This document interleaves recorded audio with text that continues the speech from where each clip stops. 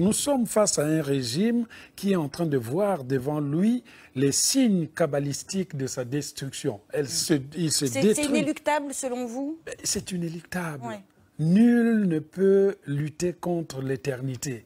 L'éternité se suffit à elle-même. L'erreur des dictateurs, c'est de croire qu'ils peuvent régler la montre, qu'ils peuvent fixer l'heure de la révolution.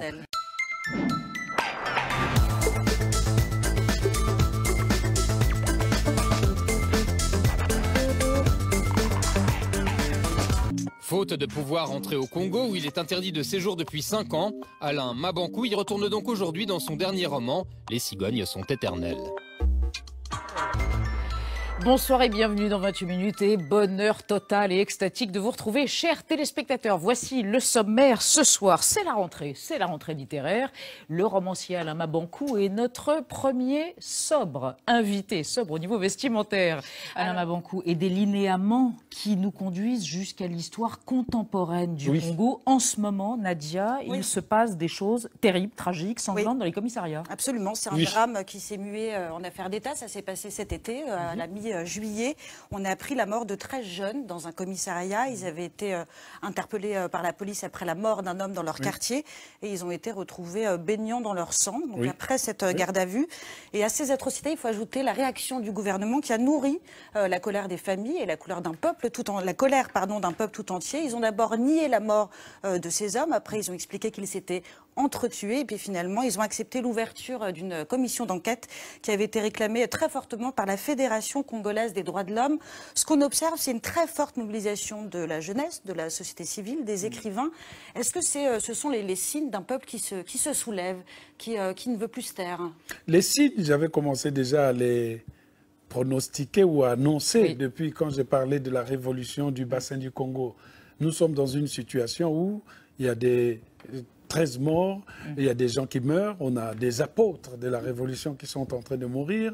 Le président de la République fait un discours le 15 août, qui est la date un peu de la révolution de l'indépendance au Congo-Brazzaville, ne cite même pas cela, ne s'occupe même pas de cette situation. Donc nous sommes face à un régime qui est en train de voir devant lui les signes kabbalistiques de sa destruction. Il se détruit. C'est inéluctable selon vous? C'est inéluctable. Nul ne peut lutter contre l'éternité. L'éternité se suffit à elle-même. L'erreur des dictateurs, c'est de croire qu'ils peuvent régler la montre, qu'ils peuvent fixer l'heure de la révolution. Il est là. Ces enfants qui sont morts, ce sont mes frères, ce sont mes cousins. Je ne peux pas rester indifférent. Je pense que tout est mis en alerte pour que dans les prochaines années, il faut qu'il y ait un changement au Congo-Brazzaville. Un changement radical. Pas des changements qui vont laisser les mêmes noms au pouvoir. Il n'est pas question, par exemple, qu'un fils de Sassou Nguesso soit président de la République, alors nous aurions été les dindons de l'histoire congolaise. Alain Mabankou, je voulais vous poser une question sur la francophonie, mais puisque vous citez Sassou Nguesso, vous n'arrangez pas votre situation, vous qui êtes interdit de séjour au Congo, puisque dans votre roman, vous évoquez sa présence, son appartenance au complot. En 77 c'est de l'histoire. C'est de l'histoire. Il est clair que le président congolais a été assassiné le 18 mars 1977. Et après cet assassinat, on a constitué ce qu'on a appelé le comité militaire du parti. La prise de pouvoir, la rapidité, les exécutions font de sorte que les criminels, peut-être que jusqu'alors qu'on a condamnés, ne sont que des pantins, comme je le fais dans le roman.